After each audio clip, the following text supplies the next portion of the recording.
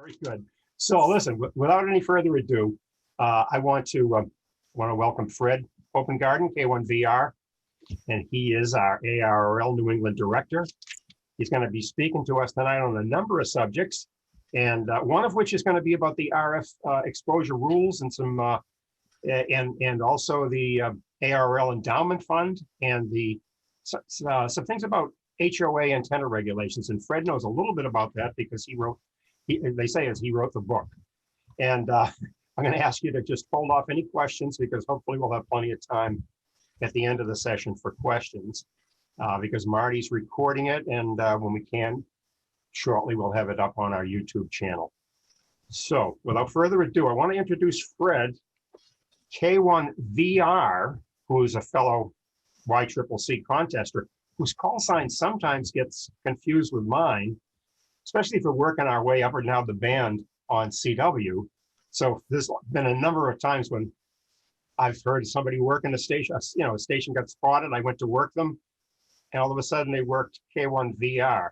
I didn't dare to work them right after that because, they're gonna knock off one of those call signs. So thinking I'm correcting the other one. So I would hope if Fred's going up the band, I'll get down the band. Anyhow, without any further ado, go ahead and take it away, Fred, and give us a little bit of a background about yourself. Obviously, there's something about Boston College on your shirt, so I know there's a plug there, but maybe you can tell us a little more about yourself. So I'm going to mute. Everybody stay muted until the end. Yeah, go ahead, Fred. And well, good evening, everybody, from Lincoln, Massachusetts. Sort of in the shadow, as it were, of Walden Pond, Waltham, Sudbury, Concord, Weston Wayland, and a little bit west of Boston. I'm Fred Hopengarten, K1VR. And yes, I am wearing a Boston College sweatshirt from the law school. I know K1HC has been affiliated with BC Law at points in his life. If there's anybody in the group tonight who is a BC grad, please let me know by email or chat or somehow or another, because we're thinking about starting up the Boston College Amateur Radio Club again.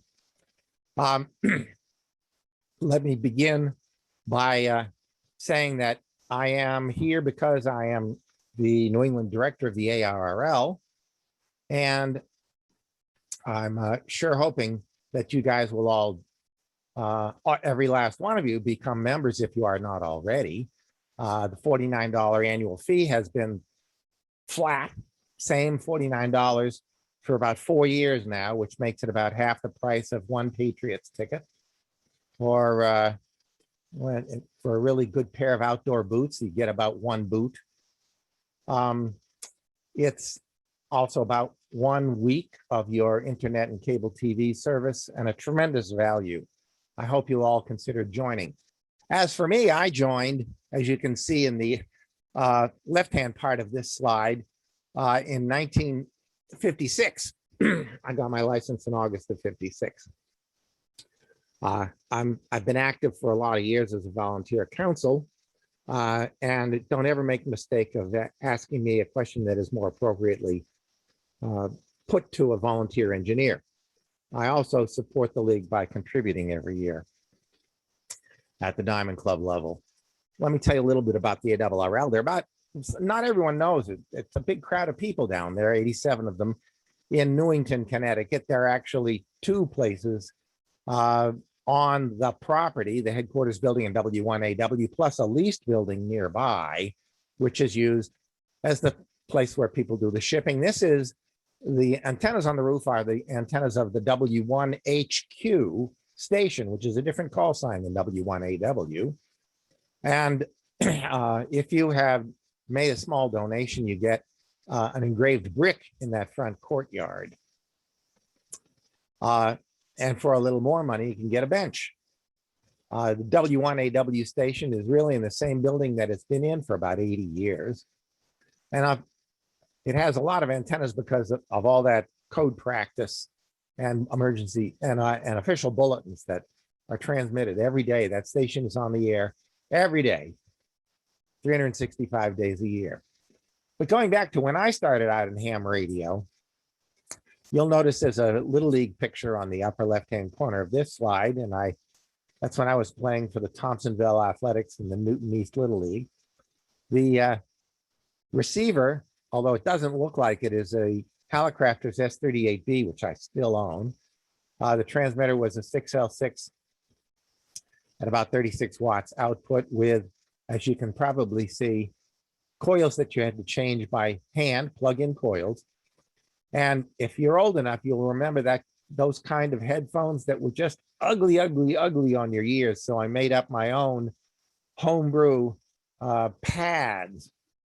I think I was using what was at that time available in any drugstore, pads that women would use for makeup, but they were cushioned and made a difference on my ears. The odd shape of the call sign is that I had written in WN1, which I knew would be part of my call when I finally got my license. And then quick in a hurry, I wrote in NJL when I got my first license. I've been licensed as K1VR since 1975. And by 1963, I was off at college operating in Maine, still W1NJL because I didn't get K1VR till 1975. And I'll just tell you that an NCX3 is a terrible contest radio for CW because it had an 800 hertz offset and you'd have to tune back and forth and back and forth. It was terrible. Tonight, I'm going to do a couple of things. I'm going to answer two questions put by members. One was mailed in advance from K1WCC. I'm going to comment only so briefly on the RF exposure rules. I'll tell you a little bit about what's going on with the ARRL Endowment, and I'll comment on some ideas for homeowner association antennas. This is the question K1WCC, who could not attend tonight, submitted in advance, noting that, making him one of the few guys who reads the minutes of the board meetings, that we passed a motion to authorize advertising in any form. And he was wondering if this would lead to Viagra and meds. Well, that tells you what's on his mind. Political ads, nah. But what was really going on is the board was concerned that we were not searching out advertising that would be relevant to the members, but was not strictly amateur radio. The leading edge of that was the advertising you will see from people like Mayberry selling Honda generators. But people kept on the board kept asking the advertising department, how come you're not looking for ads from, let us say, Harbor Freight and Tool, or rental car companies? 30,000 people go to Dayton every year and to state and other conventions, regional conventions where they fly in. There are ads that we think we could get, but we haven't been trying. And this motion was really just the Harbor Freight and Tool motion. And it was meant to kick the advertising department in the butt a little bit. So no, devoted entirely to amateur radio, will not disappear from the masthead. And it was emphasized to staff through the CEO that we were not looking to get advertising from Viagra or other medications. That's your AARP bulletin. We may be getting older, skewing older, but we're not yet at that point. With respect to the RF exposure rules, since there are people who are so much more qualified than I am to talk about it, I'm going to try to tell you things that I can add to the conversation, which is, first of all, as of late yesterday, the board approved an FAQ that will be posted on the ARRL website this week, I believe. And it's going to answer all the kinds of questions that you would want to ask me. The only difference is the FAQ on the ARRL website will give you correct answers. But we earlier did publish this quote to give you a sense what's going on, and I will summarize it this way. In the past, we had a categorical exclusion from doing evaluations. We no longer have a categorical exclusion. You now have to do an evaluation. If you do nothing new, you don't have to do an evaluation until 2023, 2 years hence. Do something new, you'll have to do an evaluation. The ARRL is going to be coming out with a bunch of different ways to do it. But when I first published my book on antenna zoning, I think it would be a good idea to be able to answer the questions about whether we'd be frying any eyeballs in neighbors or in their children. I asked Ed Parsons up in New Hampshire, K1TR, who you'll find on the HF and the occasional HF contest, to create a program that's easy for us to fill in. You give it your power, and it will do a whole lot of calculations that, after you tell it whether you're going to be on CW, radio, or sideband. You give it, it will ask you what your feed line is, and if you may not know the loss in your feed line, but if you know the feed line, it'll calculate the loss at the frequency of interest over the length you give it. And it does a bunch of other things too, including giving you the choice of doing the measurement of RF exposure at ground level or up in the air for those people who might have an antenna on the roof of an apartment building with an adjacent apartment building at the same height. In any event, Ed's calculator is available today at this URL. And since this presentation is going to be shared with you, you can pick it up off of that. Then K1RV snuck in a question late today, asking me if the new exposure regulations will give more muscle to homeowner associations. I think what's going on there is that the fear that this would make it more difficult to put up an antenna in an HOA. The answer is no, it doesn't give an HOA more muscle. They already have all they need to make you unhappy. It's really going to be the same old evaluation. That hasn't changed in over 20 years. The only thing is now you have to do it instead of accepting a categorical exclusion. So if you were providing too much RF exposure in the past, you'd be providing too much RF exposure today. Now on to the topic of the ARRL Endowment. Very few people have any clue at all about the fact that the ARRL is 108 years old, has 160,000 members, and it has an endowment of $40 million, which puts it in the top 10% of nonprofit corporations in the United States, according to IRS files. There are a lot of very poor nonprofit corporations. In addition, we have the ARRL Foundation, which is what gives out the scholarships. And so we have about $46 million to manage. I am very proud of being a graduate of Boston College Law School. But among the other sins I committed while young, I went to Harvard Business School, and I read the footnotes of the annual report, and I said to myself, what is going on with this endowment? I discovered it was being managed by one guy. $46 million in the hands of one guy.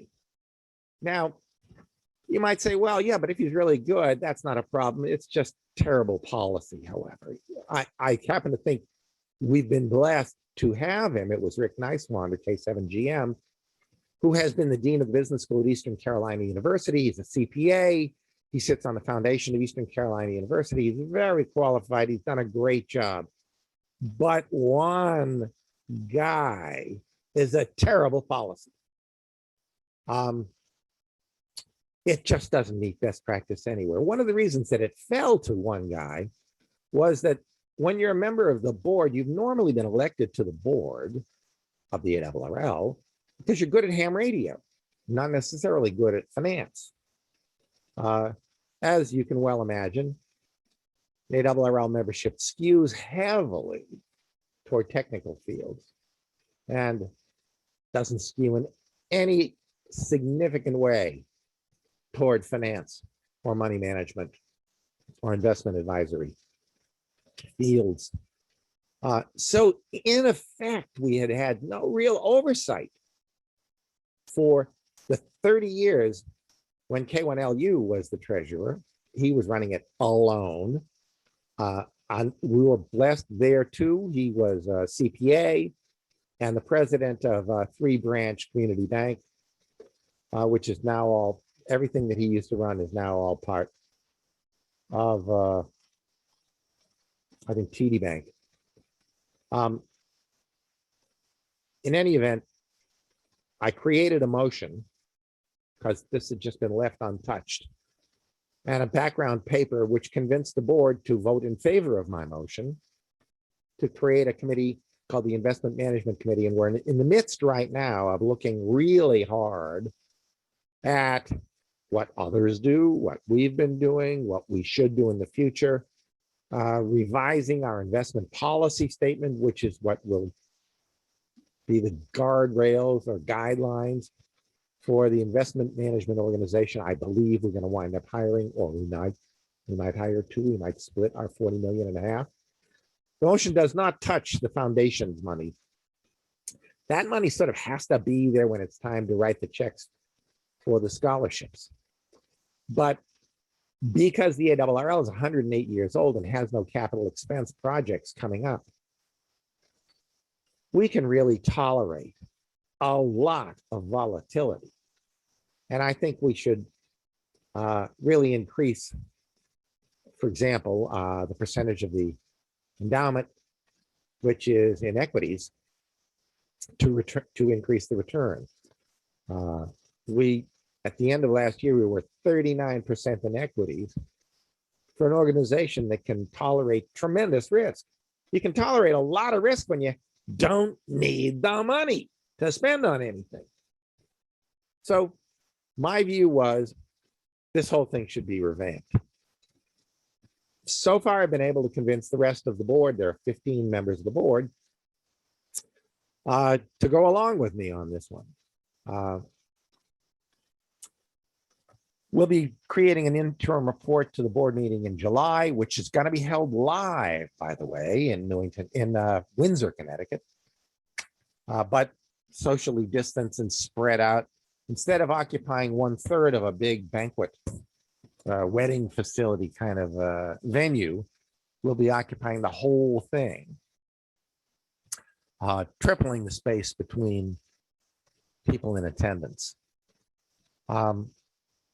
After the July meeting, we will continue action by the Investment Management Committee, and we'll wind up creating a sort of a summer and fall full of interviews of potential money management companies, the likes of Morgan Stanley and UBS and Wells Fargo and Neuberger Berman and all the people who manage money.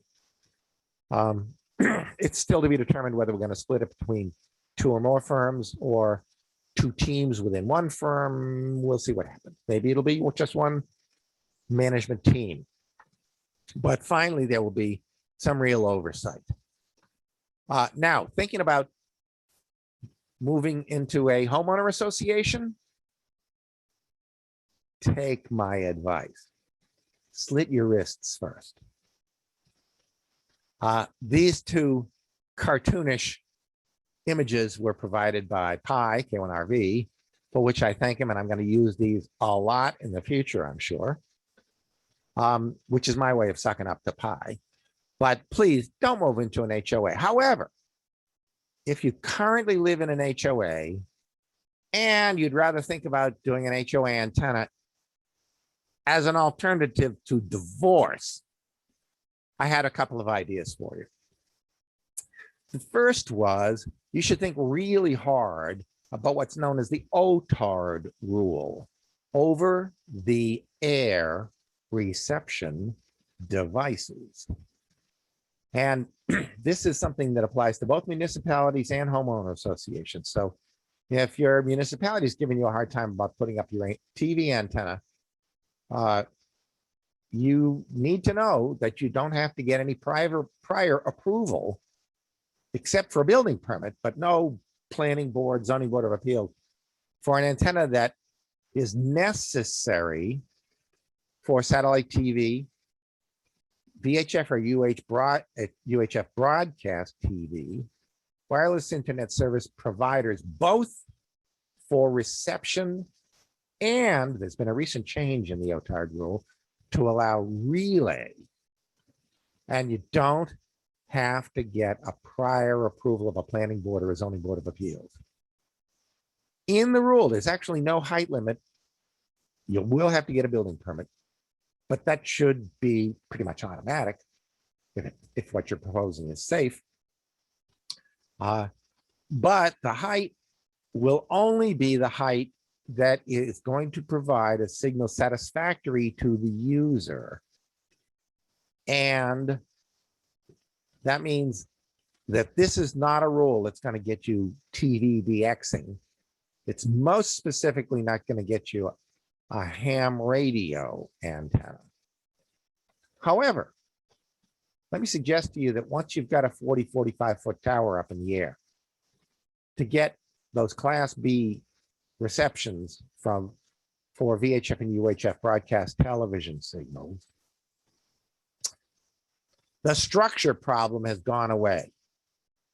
The structure is in the air, the TV antenna is on top. After you've finished installing your TV antenna under the OTARD rule, then you could probably think about putting your ham radio antenna on the same structure, because they would have no reason to object to putting a TV antenna, let's say a tribander, on an existing structure. The tests for an OTARD antenna are that the HOA cannot cause unreasonable delay, unreasonable cost, or preclude the reception. They have to allow an acceptable quality signal. What's acceptable quality mean? Acceptable to you, the user. So find a digital station within 35, 40 miles, some station you should be able to receive. And the nice thing about the digital world is you're either on the bus or you're off the bus. And if you're off the bus, put the antenna up a little higher. And by the way, did I mention no prior approval? The second thing you ought to know about if you're going to be living in an HOA is the Flag Act. This is 4 USC Section 5, and there's a note. Basically, what you want to be cognizant of is that the US flag, not any other flag, just the flag of the United States, not a POW flag, not the state flag, not your flag from the Masons or the Red Cross, just a US flag is entitled to these protections. And the flag must be allowed to fly free. So if you live in an HOA and they have a rule that you can only put your flag on a 6-foot staff at an angle, then you go out and you get a 3-foot by 5-foot flag with a certificate. It'll cost you a little money for the certificate from the architect of the Capitol. Get it from your congressman or senator. And think about the arithmetic involved of trying to hang it from a staff 6 feet long. It's 3 by 5 at a 45-degree angle. And you'll discover that the flag will be violating the Flag Act, because it won't fly free. And most particularly, it will be touching something beneath it, which is forbidden under the Flag Act. And if any of you are prior military, you're probably aware of the care that is required under the Flag Act for the flag of the United States. So there are a couple of companies that make things. This happens to be an actual ham radio installation in Maine near the water. Not saying it's the greatest antenna, but sure works better than no antenna, or trying to load up the gutter pipe. And this is an actual vertical made by 05. Flagpole verticals, which can actually support flags, are also made by Alpha Antenna and Gray Line Performance. There may be others, I just don't know of them. You could always just run a wire inside an all plastic pole. These poles tend to be designed so that the sections will make good electrical contact as it goes up. And on the far right, the picture is a little odd. I had to squeeze it onto the page because I don't really look, in person, I don't look that tall and thin. But this is an actual flag of W4VKU. And that rock at the base is where the automated tuning unit goes. The middle one has the automated tuning unit without camouflage. And if you look closely at the coax, you'll see 5 toroids. So you can get on the air, put up the flag pole using the flag act, and then figure out how to load it later. With respect to my book, which has been mentioned, it is out of print. You cannot buy it. There are no more copies, and I'm not going to give you the copies I gave to my kids. But the good news is the 3rd edition should be out within 30 days. We're doing the index and the table of contents on it right now. All of the text has been written, and it'll have a different cover because this is the 2nd edition cover. And there's about 50 new pages, completely new text. Again, I urge you to join the ARRL, and I return, in French, they say, je te passe le micro. I will return the microphone to Pi. Great. Well, thanks so much, Fred. And thanks for the plug in there too, for the question. You know, it's I think HOAs are something that a lot of us never gave a thought to, because when I started in ham radio, there was no such thing. Those letters didn't mean anything, and they mean an awful lot now. The your thing on the RF calculator, I had just recently gotten something, and I'm not sure who sent it to me now, but it's another calculator, and it's by N7OH, and I'm going to share that along with the link that you just came up with from K1TR. So and when the new Pi, yes. There's another one by Victor Papa 9 Kilo Fox, and all you have to do is Google VP9KF exposure, and you'll find it. Okay, all right. So we'll have those 3, and that'll be in this next newsletter that'll come out this week. And along with, if you do send us the PowerPoint presentation, I'll get that link in there too. And you know, I never knew that. You know, I always wanted an NCX3, and because when I used to go to the conventions up in Swampscott, I think you probably used to go to those ones for the ARRL convention. National was always there, and I lusted after an NCX3, but I could never afford one. And now I'm glad I didn't. I mean, that must have been pretty tough operating CW with a 800. I mean, yeah, an 80 kc offset like that built in. 80 cycle. 80. I'm sorry, 80 cycle. Yes. 800. Okay, yeah. 800 cycles. Okay. Yes. And so that's, I mean, to use the old language. And we had no separate VFO or anything like that to operate split. So wow. And has anybody here? Henry already mailed in his question, which was very good. Glad you answered that. Anybody else here have any questions? I'm going to mute myself, and you guys can just kind of jump in and ask Fred whatever questions you might have here on these subjects. And I think he's kind of opened himself up to questions on some other subjects too. So go ahead and fire away, and I'm going to mute. Hey Fred, this is Rick, N1DC. Can you hear me? I sure can. Okay, good. I've been doing a lot of investigation of real estate in Florida lately. And what I found in general is that I can't find anything down there that's not in an HOA. Let's just put it that way. It just seems like it's a blanket that's been thrown over the entire state. And one thing that you just mentioned that I thought was very interesting was about the flagpole antennas and that 30-foot one you just showed in a picture a few minutes ago. I recently got a copy of an HOA document for a facility that's well known in Florida. I will go unnamed. It's 117 pages long. And I managed to find the antenna section of that. And within that, they have a limit, a structural limit of 20 feet. Nothing can be put up that's taller than 20 feet.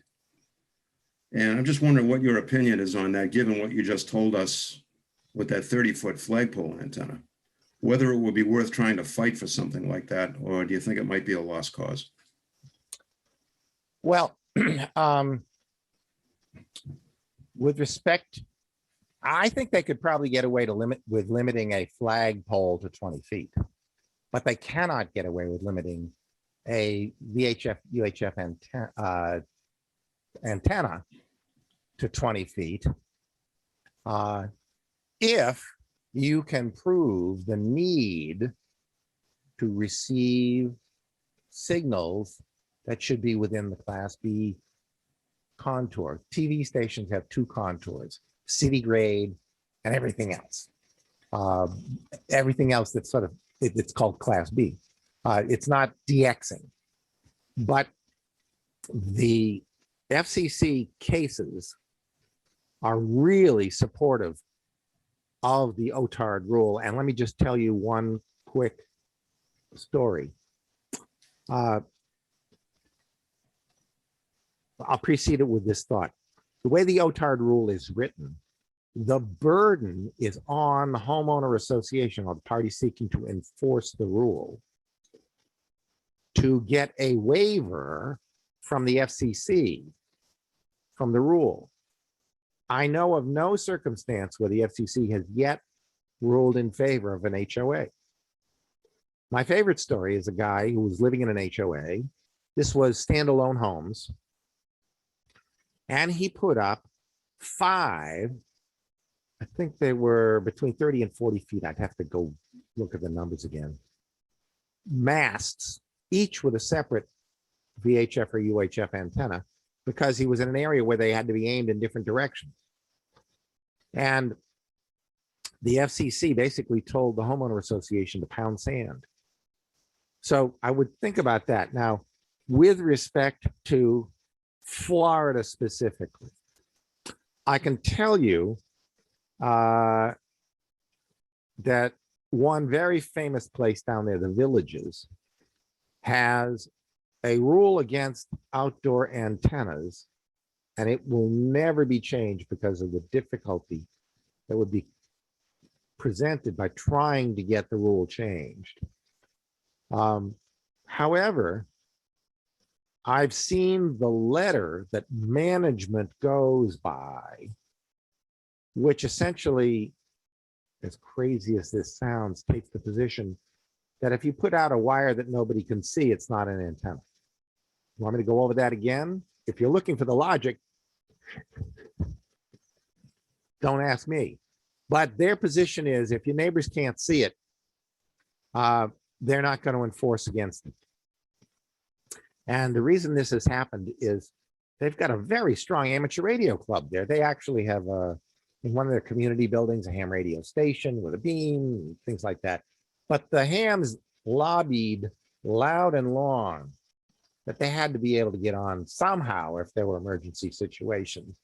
And since Florida is Florida, emergency situations like hurricanes do arise. And they found this middle road. It's not allowed, but you can have one. Got it? Now that's the Villages.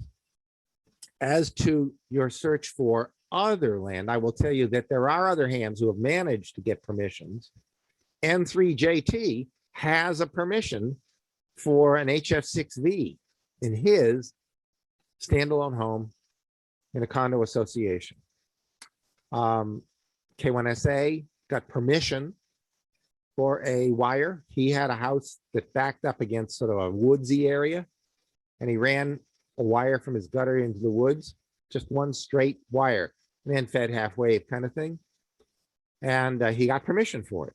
Others have too. But to continue that line of discussion, within the first mile or two of the ocean, yes, it can be very difficult to find anything today, especially a new home, that does not have restrictions. You got to buy a used house. It's got to be an old used house. But if you get into the interior, N4 Whiskey lives 10 miles from Disneyland, and he's in the interior of Florida. He's got 7 or 8 towers up.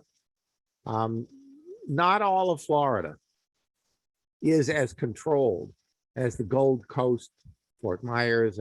So you may not be within an easy drive of JetBlue Stadium in Fort Myers, but there's a lot of Florida, especially up in the Northwest Panhandle, which is technically in Florida, but between you and me, it's really Alabama.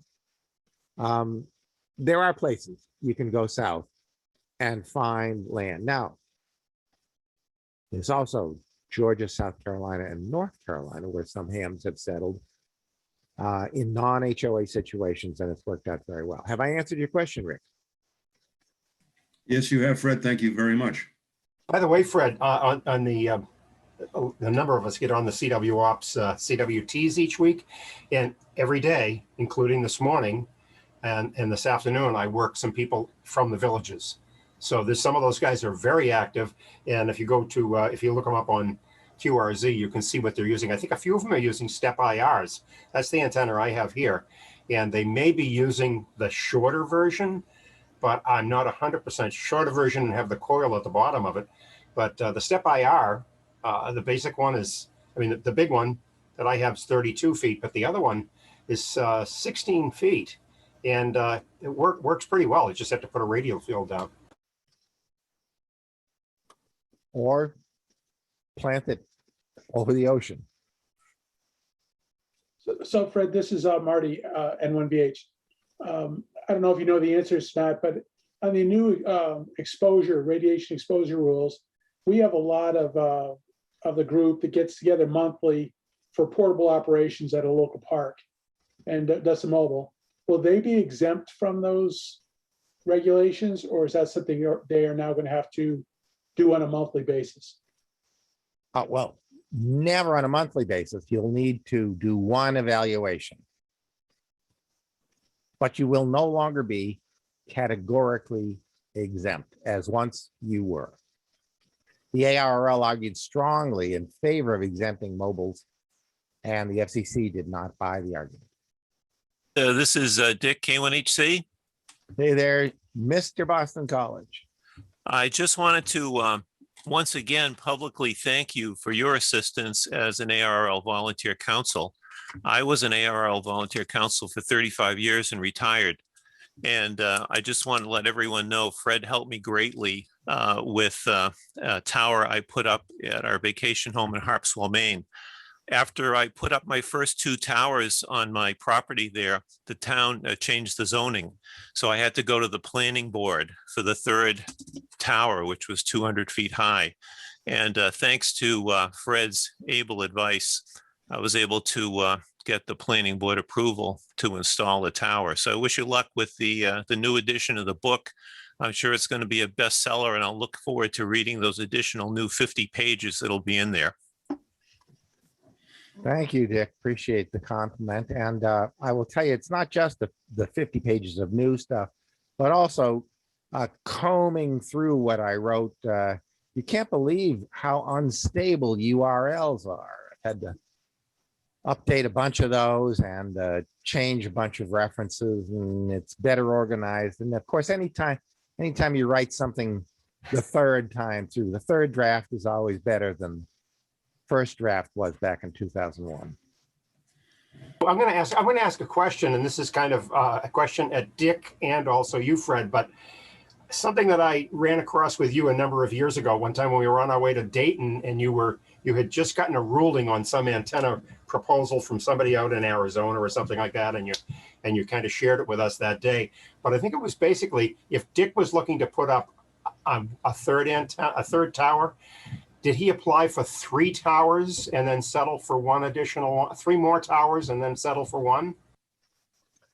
No, Pi, to answer your question, I had separately applied for the other 2 towers. And at that time, there was no requirement for planning board approval. It was just a local, they call code enforcement officer, what we would call a building inspector down here in Massachusetts.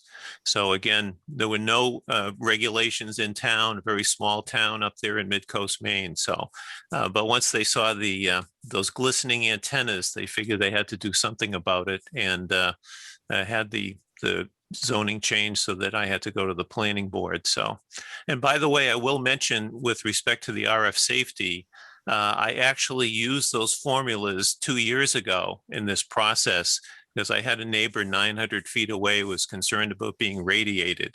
And I was able to show her the formulas, give her the websites and so forth for the calculations. It didn't allay her concern. She still brought it up at the planning board hearing. But I think I came across very reasonable and objective by showing that ahead of time I had tried to work with the person and gave her information and showed to the planning board, even though they had no jurisdiction whatsoever on RF safety, that I was actually trying to provide assistance to any concerns in the neighborhood. So I'm sure Fred would say the same thing. To try and allay concerns of neighbors is certainly a good tactic. It's a very good tactic to allay concerns of neighbors. I would say that I've added something to the K1TR calculating machine, which converts the milliwatts per square centimeter into things that are understandable by mere mortals.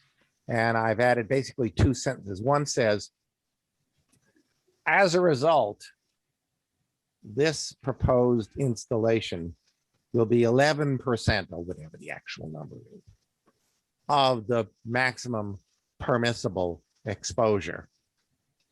That's sentence number 1. Sentence number 2 basically says, that means we'd have to increase the power by a factor of 9 over the maximum allowable 1500 watts before we would violate the exposure rule. Those 2 sentences do not exist in the other calculators. Mine's written to be read by the board.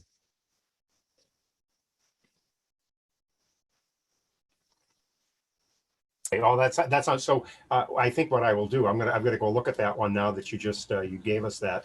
And I think maybe I didn't phrase that question, Dick. It was a little bit tongue in cheek when I asked you that. I knew you had the other 2 already up, but when you were applying for 1 additional tower, I remember the tactic that Fred was using on this antenna installation that he showed us.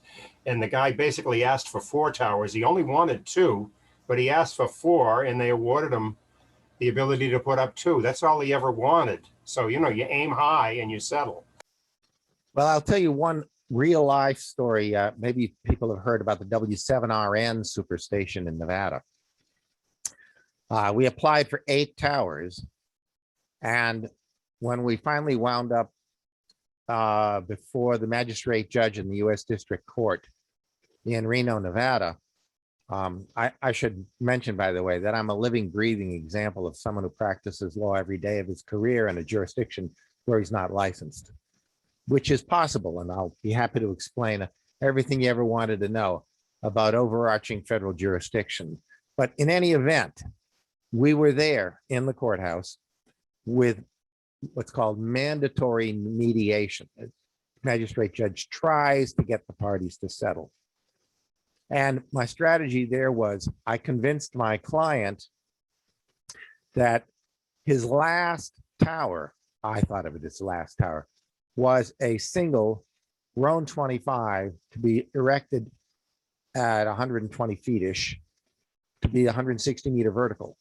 And I convinced him that he could still get a good signal on 160 by hanging a catenary between 2 of the other 7 towers and from this catenary, a cage, a wire cage down to the ground. He'd get everything he wanted in the way of performance, and we offered to with a view towards settling the case, erect 7 towers instead of 8, and that's the way it all worked out.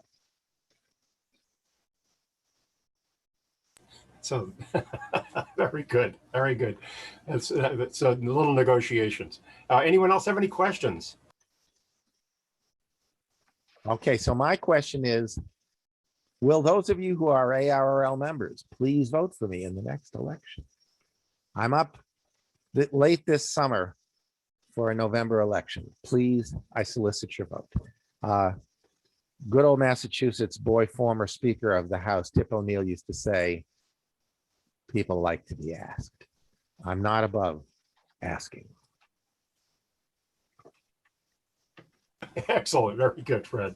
Very good. Well, and again, we certainly appreciate you taking the time here with us. And now this whole subject about RF exposure, you said you weren't going to present the technical part of that, but we know because of that presentation that went on last night with W1DAN, we'll have that available. That link available. Bruce had sent that along, and we'll have that available for people to be able to watch that too. So that, in combination with this, I think you've given us some good stuff to work on. Before the week is out, you'll probably see the new ARRL FAQ on this topic. And as long as Dan won't practice law, I won't practice engineering. Fair enough. That's good. That's great. Stay in your at your end of the pool. I'll keep in my lane. Anybody else with a question? That's it. Anybody else? Come on now. You got some free legal advice here, guys. Okay. So Fred, I want to thank you. We'll be getting this up on our YouTube channel as soon as possible. And when you can send that PowerPoint presentation, you can email it to me or to Marty. You have Marty's email, I think. So either one is fine. Okay. It's been a treat to be here this evening. Great. And thanks so much. And I know you're a busy guy. It sounds like it's like we had to kind of chase each other around a little bit here, but that's great. And I appreciate it. Appreciate you taking the time with us. The invitation. I appreciate the chance. Thank you, Fred. Thanks, Fred. And so we'll keep in touch, and anything you want to spread to the guys, and we'll just send me an email and we'll get it out there. Sure enough. Thanks a lot. Thank you. Good night to you. Thank you. 7-3.